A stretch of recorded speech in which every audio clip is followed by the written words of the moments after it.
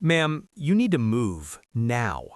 The officer's voice cut through the quiet sidewalk like a barked command, sharp and impatient, loud enough for passing cars to slow and curious heads to turn. The elderly black woman didn't look up right away. She sat on a milk crate outside the boarded-up storefront, her hands folded neatly over a worn leather purse, back straight despite her age. A knitted gray coat hung off her shoulders, buttoned wrong. Her silver hair was pulled back tight, not out of pride, but habit, the kind that never leaves you even when everything else does. "I said you need to move," the officer repeated, stepping closer. "This business is closed. You can't loiter here." His hand rested casually near his belt. Not aggressive, just enough to remind her who had power. The woman finally lifted her eyes. They were calm, dark, tired, but not afraid. "I'm not bothering anyone," she said quietly. The officer sighed, already annoyed.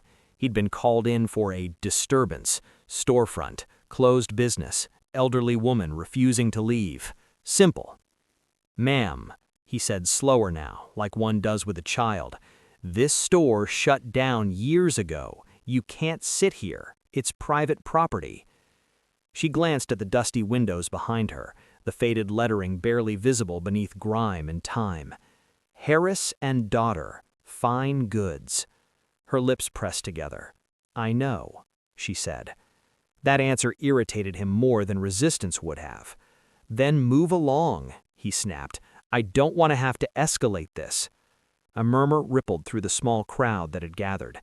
Two women waiting for the bus, a delivery driver leaning against his truck, a young man recording quietly from across the street.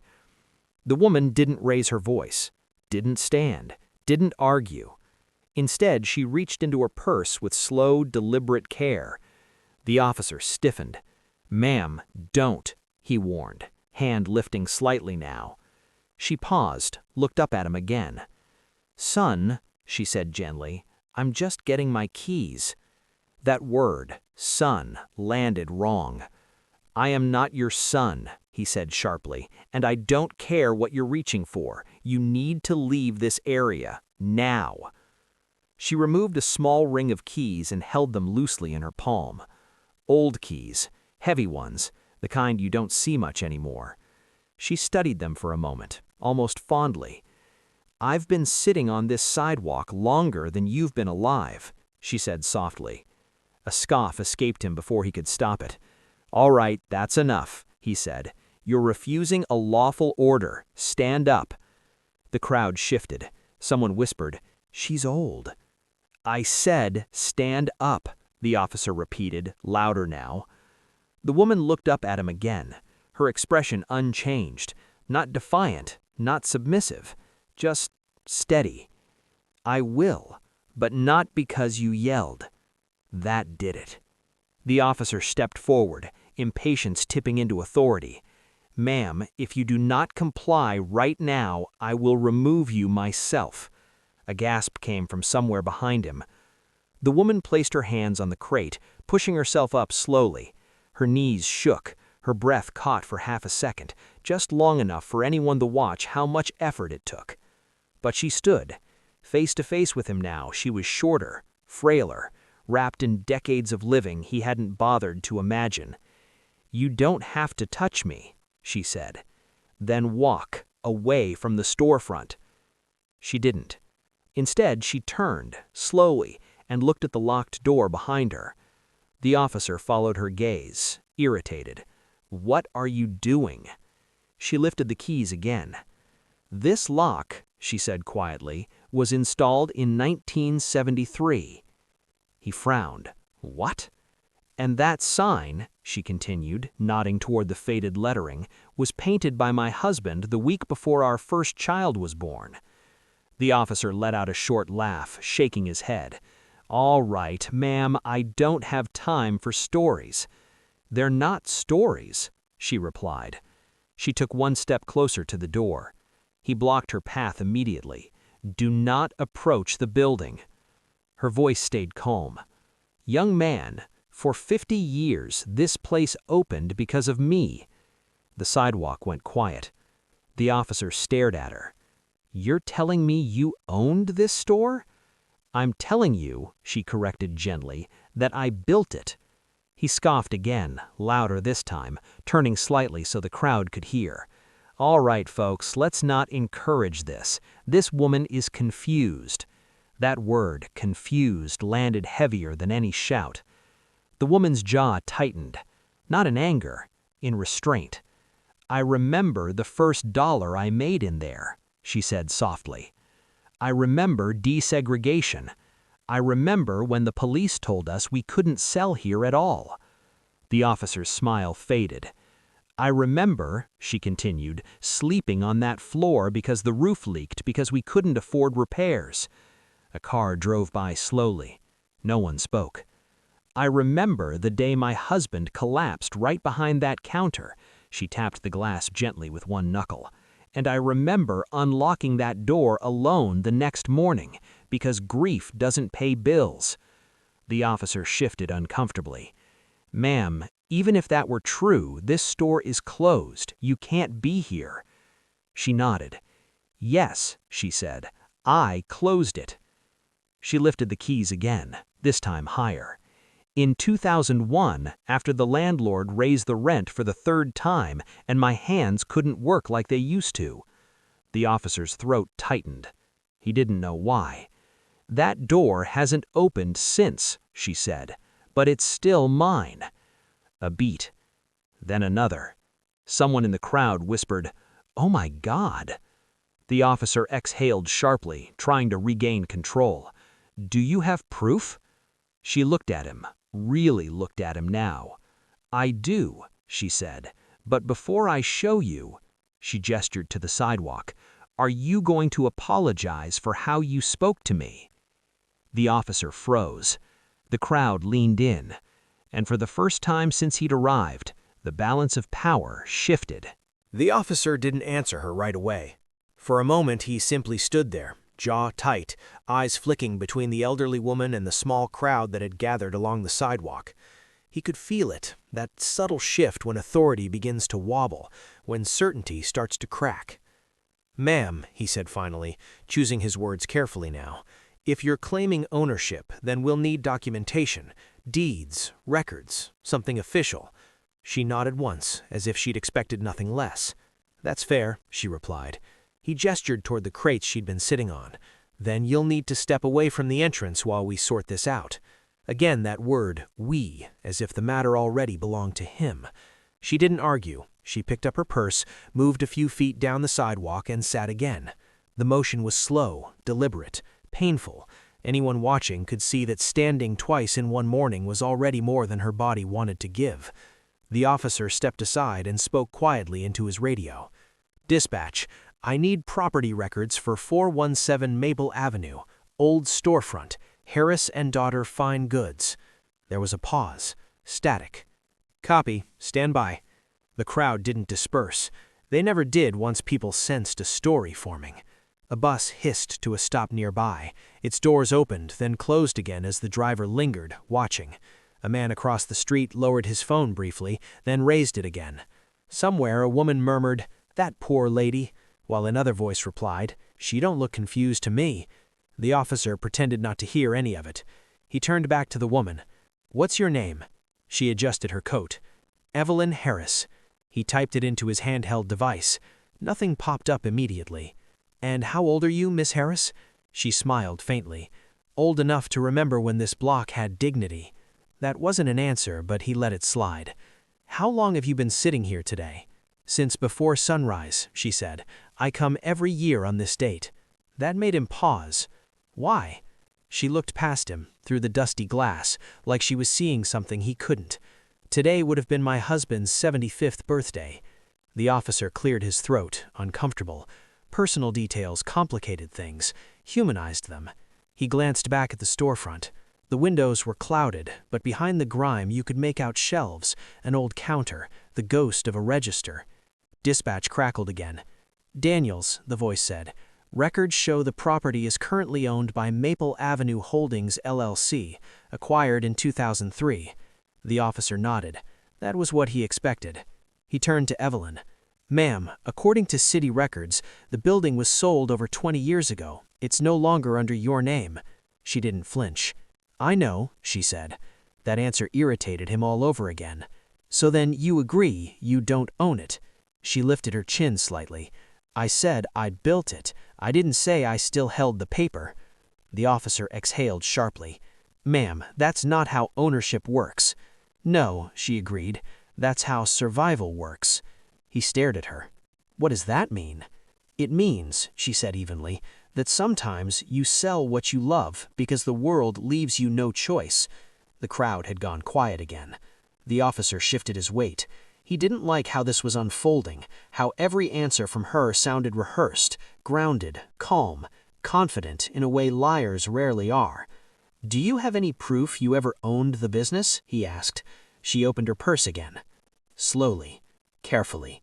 He watched every movement this time, though the tension was different now. Less fear, more anticipation. She pulled out a folded piece of yellowed paper. Not crisp, not official looking. Old. She handed it to him. What's this? He asked. My first business license, issued by the city, 1972. He unfolded it. The paper trembled slightly in his hands, whether from age or something else he couldn't tell. Harris and Daughter Fine Goods. Owner, Evelyn Harris. Address, 417 Maple Avenue. His jaw tightened. This doesn't prove current ownership, he said automatically. It proves I'm not confused, she replied. The crowd murmured again. Sir, someone behind him said, that looks legit. Please step back, the officer snapped without turning. He radioed dispatch again. Can you verify an original business license from the 70s? Static. Then, that'll take time. Those records are archived. Time. That was the one thing this situation was running out of. A black SUV rolled slowly down the street and parked nearby. Two men in suits stepped out, glancing at the crowd, then at the storefront. The officer noticed immediately. Private security, which meant Maple Avenue Holdings had been alerted. Great. One of the men approached. Officer, he said briskly, flashing a badge that wasn't police. We handle property management for this building. Is there a problem? The officer gestured vaguely toward Evelyn. This woman claims she owned the store. The man smiled thinly. Owned, he repeated. Past tense. He turned to Evelyn. Ma'am, this property has been under new ownership for decades. You can't be in here. Evelyn looked at him calmly. I'm not inside, I'm sitting. That doesn't matter. You're creating a disturbance. She chuckled softly. Funny, I sat here for years without anyone noticing. Now it's a disturbance. The man's smile tightened. We can have you removed. The officer glanced between them. This was spiraling. Let's all take a step back, he said, raising a hand. Nobody's removing anyone yet. The suited man frowned. Officer, this is private property. And she's on public sidewalk, the officer replied. The man hesitated. He hadn't expected that. Evelyn looked up at the officer then, meeting his eyes. Thank you, she said. It caught him off guard. No sarcasm, no triumph, just acknowledgement. Dispatch crackled again. Daniels, the voice said slowly. We found something. The officer straightened. Go ahead. Evelyn Harris was listed as the registered owner of Harris and Daughter Fine Goods from 1972 until its closure in 2001. No violations, no disputes, clean record. The crowd erupted in murmurs. The suited man stiffened. That doesn't change the sale. No, the officer said quietly, but it changes how we treat her. He looked back at Evelyn. You were telling the truth, he said. She nodded. I usually do. A long silence stretched between them. The officer swallowed. Miss Harris, I need to ask, why come back now? She glanced at the storefront again. Because places remember, even when people don't. The crowd leaned in. And because, she added softly, they were going to tear it down next week. That landed like a punch. The suited man's eyes flicked toward her sharply. How do you know that? He demanded. She smiled, slow, knowing. Because, she said, they sent me a letter. She reached into her purse again, and this time, everyone leaned closer. The officer felt it in his gut. This wasn't over. Not even close. Evelyn's fingers trembled slightly as she reached back into her purse. Not from fear, from memory. The purse itself was old, leather worn smooth, the clasp dulled by decades of opening and closing. It had been with her through grocery lines, church pews, hospital waiting rooms, and funerals. It had carried pay stubs when cash was thin, photos when hearts were full, and documents when dignity was all she had left. She pulled out a single envelope, white once, now yellowed. Her name typed across the front in stiff official font. The suited man's jaw tightened the moment he saw it. "What is that?" he asked sharply. Evelyn didn't answer him. She handed the envelope directly to the officer. "This came 3 weeks ago," she said. "Certified mail. I signed for it myself." The officer slid a finger under the flap and unfolded the letter. His eyes scanned the page, then slowed, then stopped. The crowd leaned closer, instinctively sensing a shift, the kind that happens when truth starts pushing its way through paperwork. "Dear Ms. Harris," the officer read aloud unintentionally, his voice dropping. "This notice is to inform you that the property located at 417 Maple Avenue has been approved for redevelopment. Demolition is scheduled for—" He looked up. "Next Tuesday."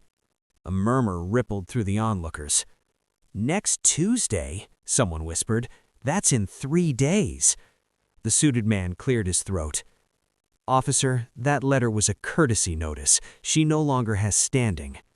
"She has history," Evelyn said, calmly. The man turned toward her, irritation sharpening his tone. "History doesn't grant legal authority, ma'am."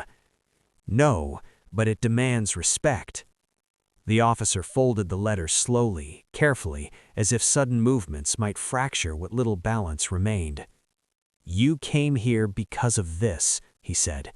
"Yes, because they didn't think I'd show up." The officer glanced toward the boarded windows again. He imagined bulldozers, dust, the final erasure of something that had stood longer than most of the people now arguing over it. "Why didn't you fight it? Legally, I mean." Evelyn smiled, not amused, not bitter, just tired. "I did," she said, "years ago, when my husband died, when the loans piled up, when the city raised taxes and lowered patience." She paused. "I lost." No drama, no raised voice, just fact. The suited man shifted uncomfortably. "Ms. Harris sold the property voluntarily," he said, trying to reclaim control. "She accepted compensation." Evelyn turned her head slowly toward him. "Voluntary, that's a funny word." Her eyes hardened for the first time. Voluntary is choosing between tea and coffee, not choosing between foreclosure and feeding your grandchildren. The crowd murmured louder now. An older man near the bus stop nodded vigorously. "Ain't that the truth?" The officer felt something twist in his chest, a feeling he didn't like because it blurred lines he'd spent a career keeping sharp. He looked at the suited man. Did the company know she was the original owner? The man hesitated. "Her name was in the records," he said carefully, "but the purchase was lawful." "That wasn't my question," the officer replied. The man's jaw clenched. "Yes." Silence fell again. Evelyn folded her hands in her lap. "I didn't come to stop them," she said quietly. "I knew I couldn't." The officer looked at her. "Then why come at all?" She inhaled slowly. "Because no one should tear something down without knowing whose bones are in the foundation." A woman in the crowd wiped her eyes. The officer swallowed. "What do you want, Miss Harris?" he asked. She met his gaze, steady, unafraid. "I want them to look me in the eye," she said, "before they erase me." The suited man scoffed. "This is sentimental nonsense." Evelyn didn't flinch. Sentiment built this city, before greed learned to wear a suit. The man opened his mouth to respond, then stopped. A new sound cut through the air. A car door slamming. All heads turned. An older black man stepped out of a faded blue sedan parked at the curb. His back was slightly bent, his hair white, but his stride carried purpose. "Evelyn," he called. Her eyes widened. "Thomas?" The man smiled. "Heard you were causing trouble again." The crowd parted as he approached. The officer watched carefully. "Sir, this is an active situation." Thomas waved a hand. "I know, I lived it." He stopped beside Evelyn and placed a hand gently on her shoulder. "I'm Thomas Green," he said, turning to the officer. "I worked next door to her store for 38 years. He gestured toward the building. "That place fed half this block." The suited man sighed. "Officer, this is becoming a spectacle." "Maybe it always was," Thomas replied. He looked at Evelyn. "You show them?" She nodded. "Just did." Thomas chuckled softly. "Good." The officer felt surrounded now, not physically, but morally. "Dispatch, I need to escalate this, requesting supervisor on scene." The suited man stiffened. "There's no need for—" "There is," the officer said firmly.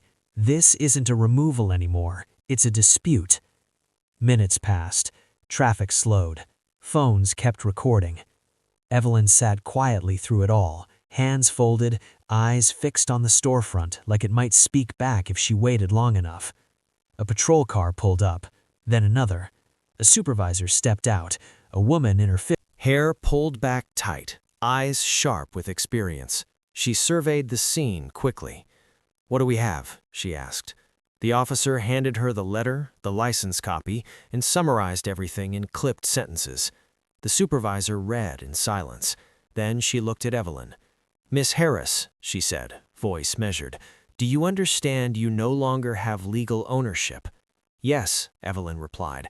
"I also understand I have a right to stand on public ground and remember my life." The supervisor studied her for a long moment. Then she turned to the suited man. "You can't force her to move," she said. "Not today." He bristled. "This is delaying our project." She met his gaze. "So is a lawsuit." The crowd murmured approvingly. The man exhaled sharply, stepping back. The supervisor turned back to Evelyn. "You can stay here as long as you like," she said, "as long as you're not blocking access." Evelyn nodded. "I won't." The officer felt something loosen inside him, a knot he hadn't realized was there. As the tension eased slightly, the supervisor leaned closer to him and spoke quietly. "You did the right thing calling this in," she said. He nodded, though his stomach still churned. The suited men retreated to their SUV, whispering angrily into phones. The crowd began to thin, but many stayed. Evelyn remained seated, still, present. Thomas sat beside her. "You okay?" he asked. She smiled faintly. "I am now." The officer lingered nearby longer than required. He watched Evelyn trace the outline of the doorframe with her eyes. "What was this place?" he asked gently. She looked up at him. "It was everything," she said. And as the morning sun climbed higher, the officer realized something unsettling and profound. This wasn't about moving an old woman from a storefront. It was about how easily a city could forget who built it, and how dangerous it was when power assumed silence meant surrender. 3 days until demolition, and now everyone knew, which meant the real fight was just beginning. By mid-morning, the block no longer felt like a forgotten corner of the city. It felt watched. Cars slowed as they passed, drivers craned their necks. A news van pulled up on the opposite curb, its logo bright and unmistakable. Someone whispered that Channel 7 had been tipped off. Someone else said it was social media, a video already spreading. The headline reading, "Elderly woman ordered away from closed store, then reveals she built it."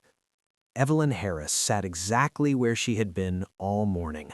Same bench, same purse in her lap, same quiet dignity. But now, the air around her buzzed. Officer James Miller stood a few feet away, pretending to monitor traffic, while actually watching her out of the corner of his eye. He didn't know why he stayed. His shift technically allowed him to move on once the supervisor cleared the situation. But something told him not to. The storefront across from them looked smaller under the growing attention, its boarded windows suddenly seeming fragile, like cardboard hiding a story too big to contain. A young reporter approached first, microphone in hand, producer hovering behind her. "Miss Harris," she asked gently, "would you be willing to tell us why you're here today?"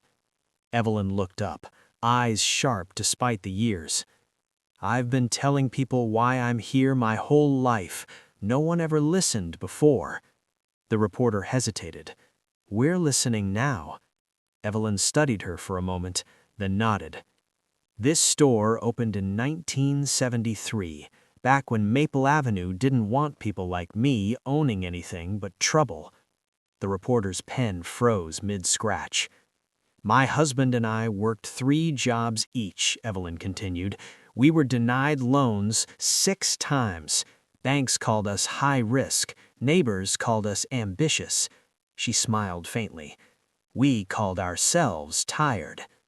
A small laugh rippled through the crowd. "We finally got the keys because an old Jewish man named Mr. Feldman sold it to us quietly, didn't want his partners to know." She lifted her chin. "That door," she pointed, "was painted by my daughter when she was 9. The shelves were built by my husband's hands. The register was paid for in cash we counted dollar by dollar." Officer Miller felt his throat tighten. The reporter asked softly, "What did the store mean to the community?" Evelyn's gaze swept the block. "It meant milk when the grocery store was too far. It meant credit when paychecks were late. It meant someone knew your name." An older woman stepped forward suddenly. "She let me pay her back a month late when my husband died," the woman said, voice shaking. "Never charged interest, just said, 'You'll catch up.'" Another voice joined, then another. "That place kept my kids fed. She watched my boy when I worked nights. She gave us dignity." The suited man from earlier, now flanked by another executive, watched the scene with tight lips. "This is getting out of hand," he muttered. His colleague whispered, "PR nightmare." Officer Miller noticed the phrase. Nightmare. That's what it was to them, a memory to erase. The supervisor returned, eyes narrowed as she took in the media presence. "What's happening?" she asked Miller. "Story's gone public," he replied quietly. She exhaled.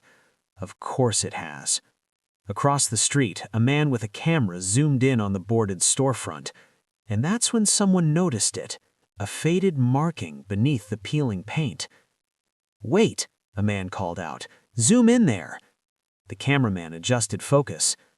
Under years of grime and neglect, barely visible but unmistakable, were hand-painted words.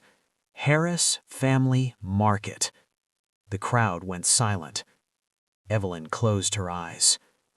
"I asked them to leave the name," she said softly, "when they took the building." The reporter turned to the executives. "Did your company know this was a historically black-owned business?" The suited man bristled. "It was not designated historical." "That wasn't the question," the reporter pressed. He said nothing. Officer Miller felt anger spark, not loud, not explosive, but sharp and focused. The supervisor stepped forward.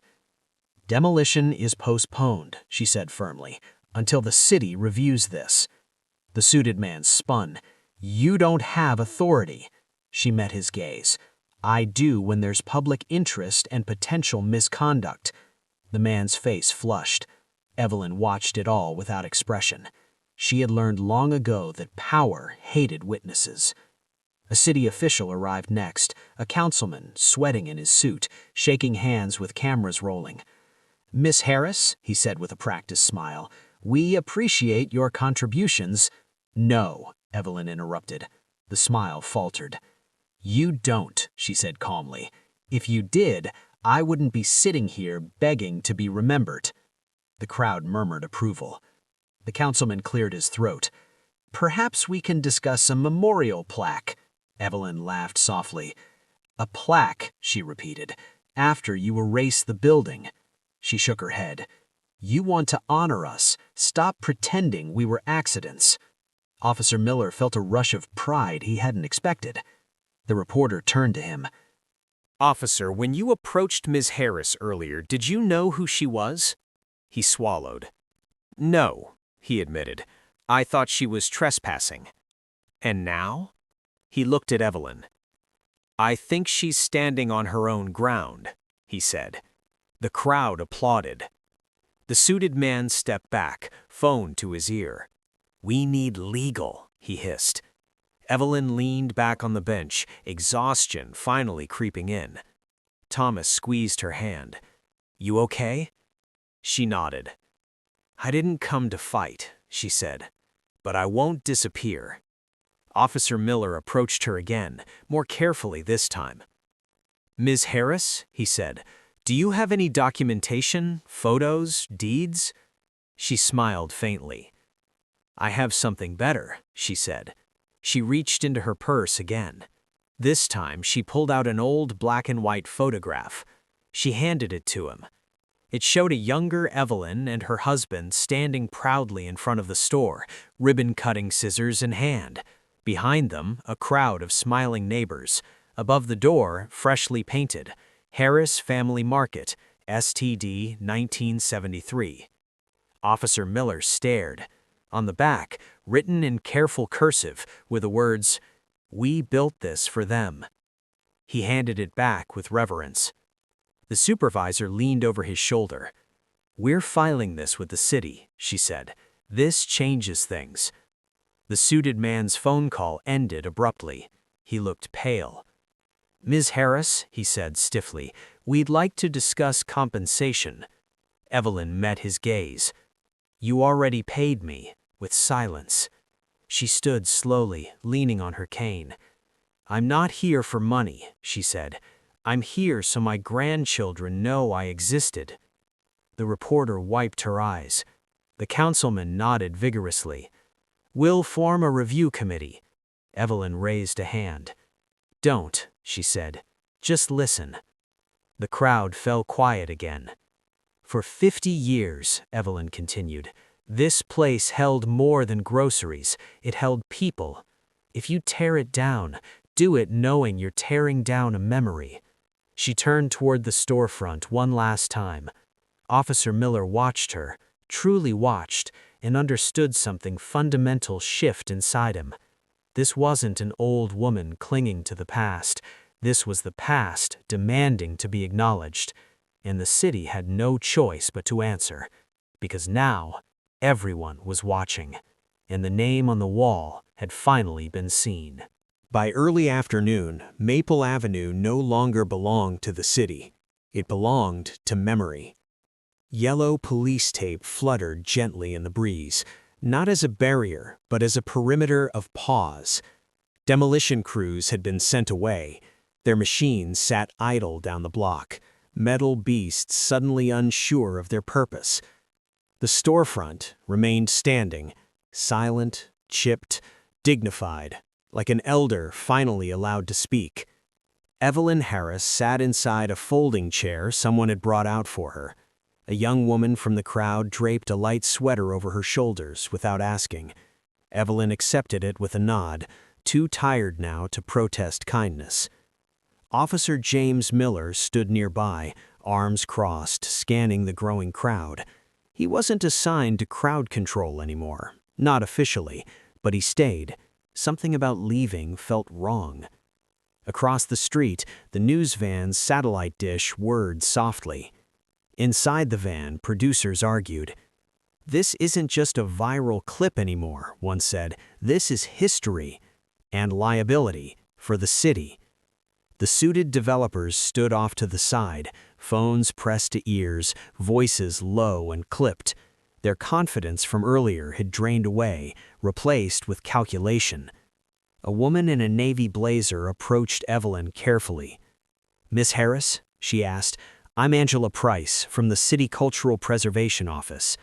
Evelyn looked up, unimpressed.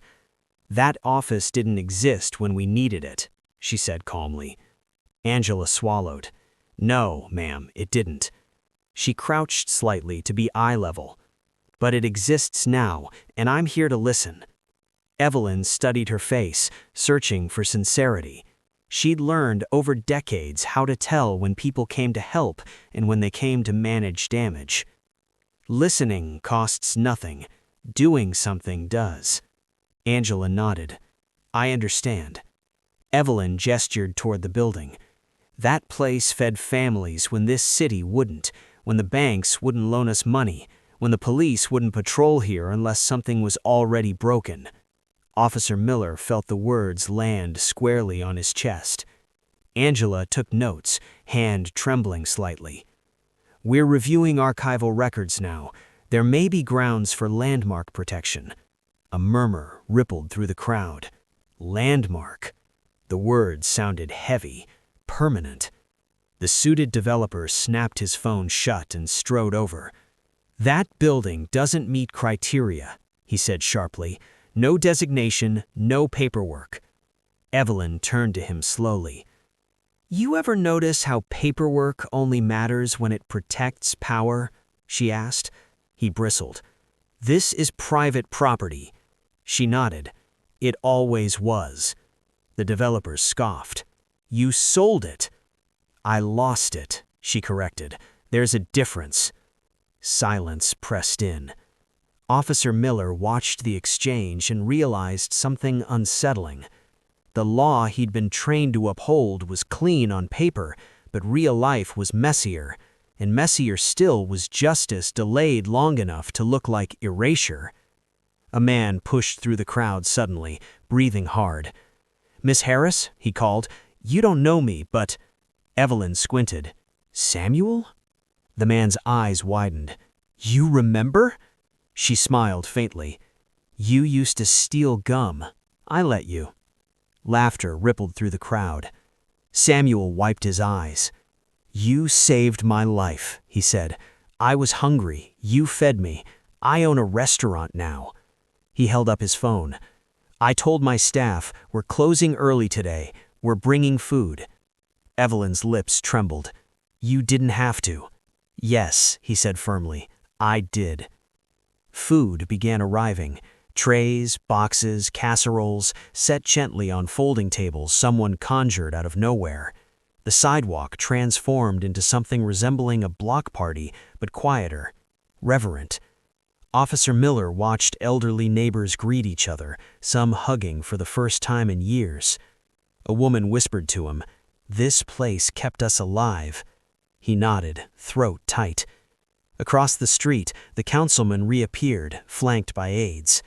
"Miss Harris," he began, "we'd like to propose—" Evelyn raised her hand again.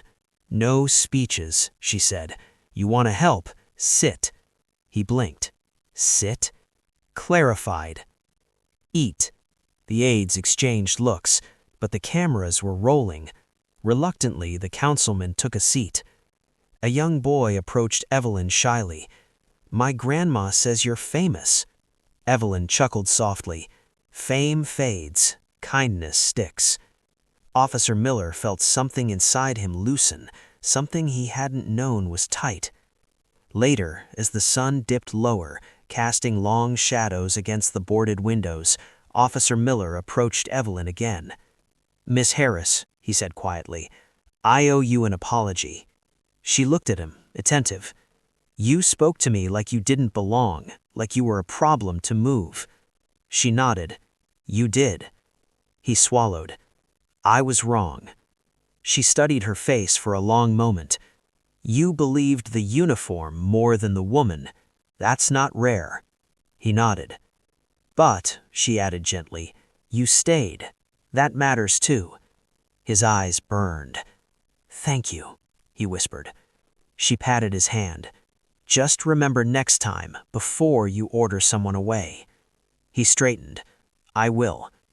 As evening approached, city officials confirmed what many had hoped: demolition suspended indefinitely, an investigation opened into the property's sale, potential landmark status under review. The developer's jaw clenched as reporters pressed him. "This is political theater." "No," a reporter corrected. "This is history catching up." Evelyn listened from her chair, exhaustion settling deep into her bones. Thomas leaned close. "You did it." She shook her head. "We did." She looked around, at faces young and old, black and brown, some white, some strangers, some family, all standing where once they'd been invisible. As the crowd slowly thinned, Officer Miller helped Evelyn to her feet. "Need a ride home?" She smiled faintly. "I've waited 50 years. I can wait one more night." She turned back to the storefront one last time that day. The name beneath the grime felt clearer now. Seen, remembered. But she also knew something else. Memory comes at a cost, and not everyone would be willing to pay it. Not the developers, not the city, not the people who benefited from forgetting. As the sun set, stretching long shadows across Maple Avenue, Evelyn Harris sat quietly, knowing the fight wasn't over. Because when the past resurfaces, someone always tries to bury it again. And next time, the resistance wouldn't be polite. The next morning, the tone changed. Where the day before had felt like remembrance and reckoning, this one arrived sharp, defensive, and impatient, like a city embarrassed by what it had been caught ignoring. Evelyn Harris woke to the sound of her phone buzzing non-stop on the nightstand. She let it ring twice before answering. "Ms. Harris?" a crisp male voice said. "This is Councilman Brent Walker's office." She sighed softly. "Already?" "Yes, ma'am. We need to discuss yesterday's events." Evelyn swung her legs off the bed, joints protesting. "You mean the part where I existed?" A pause. "Yesterday created complications." Evelyn smiled without humor. "So did segregation." Another pause, longer this time. "We'd like you to come in for a meeting," the voice continued. "There are concerns about public safety, unauthorized gatherings, potential legal exposure." "You shut down my store 50 years ago," Evelyn said calmly. "That was unsafe." The line went quiet. "We're trying to move forward constructively," the man said. "So am I. That's why I'm not hanging up." Within hours, the backlash spilled into public view. Opinion columns appeared online with headlines like "Sentiment can't override the law" and "Nostalgia is not ownership." Comment sections filled with familiar refrains. "She sold it. Time moves on. Why bring race into everything?" Cable news panels debated whether Evelyn Harris was a symbol of resilience or an obstacle to progress. Officer James Miller watched one segment from the precinct break room, coffee cooling in his hands. A pundit sneered, "This is emotional manipulation. Cities can't be held hostage by stories." Miller turned off the TV. Outside, reporters gathered again near Maple Avenue, but the mood had shifted. Where the day before there were folding chairs and food trays, today there were barricades and signs posted by the city. "No trespassing, under review." The building stood there, unchanged, but the air around it felt tighter. Evelyn arrived mid-morning with Thomas at her side. The moment she stepped onto the sidewalk, cameras flashed. "Ms. Harris," someone shouted, "are you squatting?" Another voice followed. "Did you falsify ownership records?" She stopped walking. "I didn't sneak into my own past," she said evenly. "You all did." Inside City Hall, the meeting room smelled faintly of polish and pressure. Councilman Walker sat at the head of the table, flanked by attorneys, planners, and a woman from risk management who hadn't smiled once. Evelyn sat opposite them, hands folded neatly over her purse. "You understand," Walker began, "that the city has a responsibility to development." Evelyn nodded. "And to the people who built it." A lawyer cleared his throat. "Ms. Harris, records show the property was foreclosed due to unpaid taxes. After my husband died, while I was working 3 jobs and raising 2 children." "That may be," the lawyer replied, "but the law didn't help me then," she said softly, "but it sure remembers me now." Walker leaned forward. We're prepared to offer a settlement. Evelyn raised her eyebrow. Already? A financial compensation, he continued, in exchange for releasing any claims. Thomas stiffened. You want her silence. The risk management woman finally spoke. We want closure. Evelyn chuckled quietly. Closure is what people ask for when they don't want consequences. She stood slowly, her presence filling the room without effort. I didn't come here for money. I came here because you tried to erase me. She looked directly at Walker, and because you thought no one would notice. Outside City Hall, word of the meeting spread quickly. By afternoon, protesters gathered, some in support of Evelyn, others furious that progress was being delayed. A man in a hard hat shouted, "We need jobs." An older woman shouted back, "We needed dignity." Officer Miller and other officers were assigned to the scene. As he stood between the groups, Miller felt the weight of the uniform differently now. Less shield, more mirror. A man pointed at Evelyn across the street. She's holding the city hostage. Miller surprised himself by responding, "No, sir, she's reminding it." That night, an anonymous complaint was filed, then another and another. Claims that Evelyn was mentally unfit, that she was being manipulated, that she posed a safety risk. A city inspector was dispatched the next morning to Evelyn's apartment. He knocked, clipboard in hand. "Yes?" Evelyn said calmly. "Routine check," he said, eyes already scanning. "We received reports." "Of what?" she asked. "Unsanitary, unauthorized occupancy." Evelyn smiled thinly. "I've lived here longer than your career." The inspector shifted, uncomfortable. "I'm just doing my job."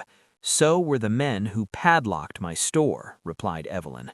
Behind him, neighbors gathered silently, arms crossed. The inspector cleared his throat. "Everything seems fine." "Funny how that works," said Evelyn, "when witnesses are present." The pressure didn't stop. The developers company filed a motion to resume demolition. A private investigator was hired to dig into Evelyn's past. A smear article appeared online questioning her story, citing unnamed sources.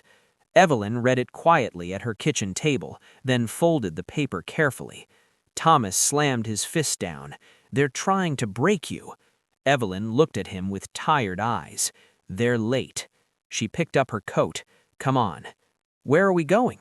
"To remind them," she said, "that memory has allies." That evening, the old storefront lit up, not with electricity, but with people. Candles lined the sidewalk, photographs taped to the windows, handwritten notes slipped through cracks in the boards. Former customers, former employees, children who grew up on free bread and quiet kindness. Officer Miller stood at the edge of the crowd, watching Evelyn speak softly to a young reporter. "They think I'm fragile," she said, "but I was forged in being overlooked." As the crowd hummed with quiet resolve, Miller realized an unsettling thing. The city wasn't afraid of Evelyn Harris because she was old. It was afraid because she remembered. And memory, once awakened, does not retreat politely. It demands space, it demands truth, and it refuses to be moved quietly out of the way. The city didn't sleep that night. It buzzed. Phones glowed past midnight. Group chats multiplied. Old photos surfaced from shoeboxes and forgotten drawers. Someone found a grainy newspaper clipping from 1973. Local woman opens first black-owned grocery on Maple Avenue. Someone else unearthed the zoning map, stamped with signatures that no longer worked for the city, but still carried weight. By morning, Maple Avenue was no longer just a street. It was a question. Evelyn Harris sat at her kitchen table as sunlight crept in through thin curtains. Her tea had gone cold. She hadn't slept much, not from fear, but from the familiar ache of being awake while history shifted. Thomas stood near the window, scrolling on his phone. "Aunt Ev," he said quietly, "you're everywhere." She smiled faintly. "I always was. Folks just didn't look." By 9 a.m., City Hall announced an emergency review of the property's history. The mayor's office released a carefully worded statement about community dialogue and past inequities. No apologies, not yet. Officer James Miller was reassigned that morning, not off the case, closer to it. Community liaison, his captain said, avoiding eye contact. You're good with situations. Miller understood the message. He nodded, grabbed his jacket, and headed back to Maple Avenue. The crowd had grown overnight. Church groups, union members, college kids holding signs that read, "Remember before you remove." Someone had brought folding chairs again. Someone else passed out coffee. The smell of pastries drifted through the air. Intentional or not, it felt like tribute. Evelyn arrived just after 10. The moment she stepped out of the car, the noise softened. Not silence, but focus. People made room for her without being asked. She walked slowly to the storefront, ran her fingers along the brick, and closed her eyes. "I can hear them," she murmured to Thomas. "Hear who?" "My customers," she said. "They never stopped talking." A city representative approached, a young woman with a badge clipped to her blazer, eyes tight with nerves. "Miss Harris," she said, "the mayor would like to meet with you today, privately." Evelyn opened her eyes. "Why privately?" "To discuss next steps." Evelyn turned to the crowd behind her, faces hopeful, guarded, angry, tired. "No," she said gently, "we'll discuss them here." The representative swallowed. "That may not be protocol." Evelyn smiled. "Neither was closing my store without notice." Applause rippled outward, not loud, but deep. By noon, the developers arrived. Black SUVs, crisp suits, expressions practiced in conference rooms, not neighborhoods. Their lead attorney stepped forward. "Miss Harris, we believe there's been a misunderstanding." "There hasn't. There's been a remembering." He cleared his throat. "This project represents millions in economic growth, jobs, infrastructure." Evelyn tilted her head. "And who gets to live here when it's done?" The attorney hesitated. "Exactly," she said. Officer Miller watched from the side, hands clasped behind his back. He noticed something odd, how the developers avoided looking directly at Evelyn, as if eye contact might make her harder to dismiss. A man from the crowd shouted, "Give it back!" Another voice followed, "Say her name!" Evelyn raised her hand, calming them. "This isn't about shouting, it's about listening." She turned back to the attorney. "You want progress? Start with truth." News vans lined the block by early afternoon. A reporter asked Evelyn, "What do you want from the city?" Evelyn thought for a long moment. "I want acknowledgement," she said. "I want my story in your records, not just your archives. And I want that building protected, not as mine alone, but as proof." "Proof of what?" the reporter pressed. "That we were here, and that what was taken still matters." Behind the scenes, panic brewed. Emails flew between departments. Lawyers argued over liability. The mayor's staff debated whether conceding now would open floodgates. One advisor said bluntly, "If we give her this, others will come forward." The mayor rubbed his temples. "They already are." By late afternoon, a decision was made. But before it could be announced, something unexpected happened. A man stepped out of the crowd, tall, stooped slightly with age, wearing a cap pulled low. He approached Evelyn slowly. "Miss Harris?" he said. She studied his face, then her breath caught. "Henry?" He nodded. "You hired me when I was 16. Her hand flew to her mouse. "You stocked shelves. And you paid me when my daddy couldn't. I bought my first school shoes with that money." He turned to the cameras. "They shut her down because she wouldn't sell cheap, because she wouldn't move, because she believed this place was ours too." More voices joined him. A woman in a nurse's uniform, a retired teacher, a man with a cane who said he learned to count at her register. Testimony layered over testimony, not rehearsed, not polished, real. Officer Miller felt his throat tighten. This wasn't protest, it was a ledger. At sunset, the mayor arrived. No motorcade, no speechwriters, just a man looking older than his photos. He stood before the crowd, cleared his throat. "Miss Harris, we owe you an apology." The word landed heavy.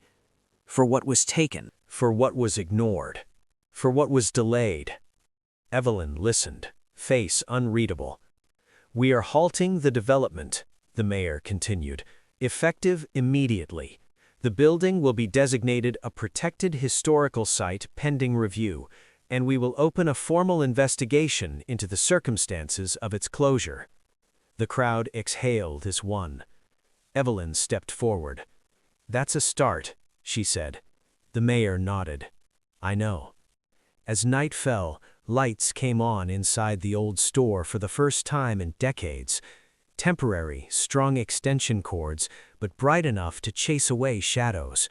Officer Miller stood watch nearby, feeling something unfamiliar settle in his chest.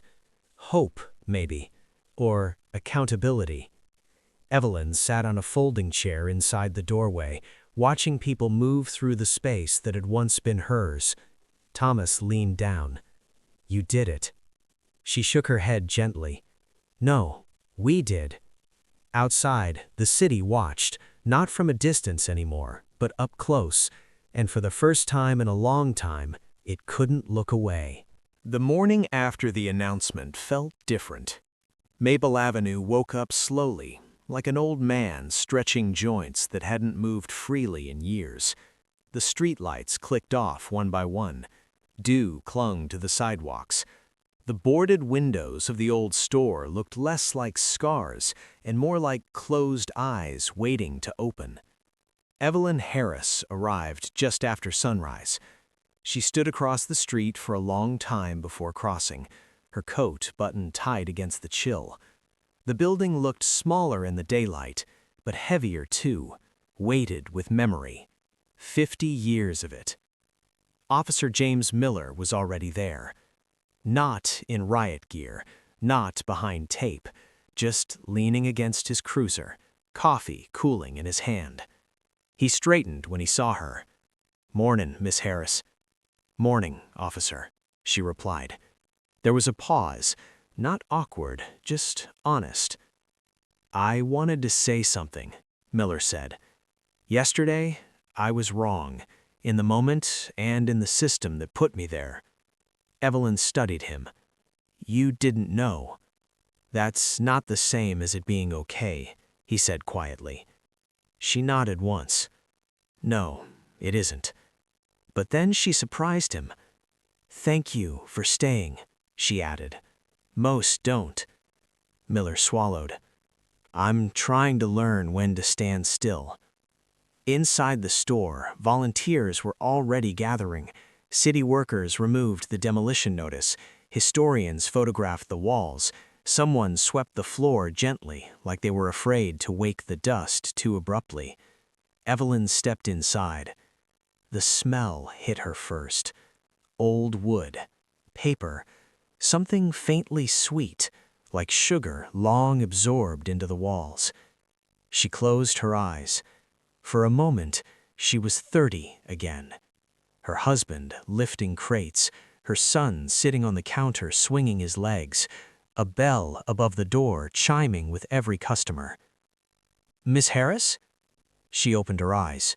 A young woman stood nearby, clipboard in hand. "I'm from the Historical Preservation Board. We'd like your input on how the space should be documented." Evelyn smiled softly. "Documented?" "Yes, ma'am." Evelyn looked around. "Start by listening." The woman nodded, unsure but earnest. By midday, the street filled again, not with protest signs this time, but with people carrying stories. A retired bus driver brought a photo of himself standing proudly by the store in 1981. A woman donated an old receipt she'd kept tucked in a Bible. Someone else brought a ledger Evelyn herself had written in, her handwriting unmistakable. Each item was cataloged carefully, each story recorded, not as nostalgia, as evidence. At City Hall, the investigation moved faster than anyone expected. Records surfaced showing discriminatory zoning enforcement, emails from decades past referencing undesirable business persistence, permits denied without cause. What had been whispered for years was now documented. And it wasn't just Evelyn's store. Others came forward. A barber shop, a bookstore, a diner that used to feed striking workers. A pattern emerged. The mayor stood before cameras again that afternoon, this time without prepared remarks. We failed, and we are committed to correcting that failure, not symbolically, but structurally. Funding was announced, restitution processes opened, a review board formed, with community elders given actual authority. For the first time, power shifted direction. Back on Maple Avenue, Evelyn sat on a folding chair just inside the doorway as children wandered through the store, wide-eyed. Was this really a grocery? Yes, baby. And a meeting place, and a safe place. A little girl pointed to a faded patch on the wall. What's that? Evelyn smiled softly. That's where the candy shelf used to be. Can we bring it back? The girl asked. Evelyn's smile deepened. We'll see. Late in the afternoon, Thomas approached her. There's something you should hear, he said gently. He handed her his phone. It was a voicemail, old, digitized from a city archive. Her husband's voice crackled through the speaker. We're not asking for special treatment, just fairness. This store isn't just a business, it's our contribution. Evelyn pressed the phone to her chest. Tears came, not sudden, but earned. As evening settled, a small ceremony formed organically outside the store. No stage, no banners, just neighbors. Someone lit candles, someone else sang softly, others joined in, not polished, but real. Officer Miller stood at the edge, hat in hand. He watched Evelyn step forward one last time that day. I opened this store 50 years ago because I believed in shared ground. Not ownership, not exclusion, shared ground. She looked at the building behind her. They tried to erase us, but memory is stubborn, and community is louder than paperwork. Applause rose, not thunderous, but steady. Evelyn raised her hand again. This isn't the end, it's a return. The crowd slowly dispersed as night fell, but the lights inside the store stayed on.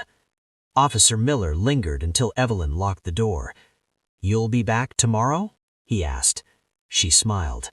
I never really left. As she walked away, the building stood quietly, no longer abandoned, no longer silenced. Not a monument, a witness.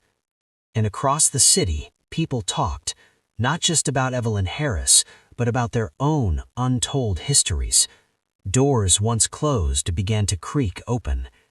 Because sometimes, justice doesn't arrive with sirens or speeches.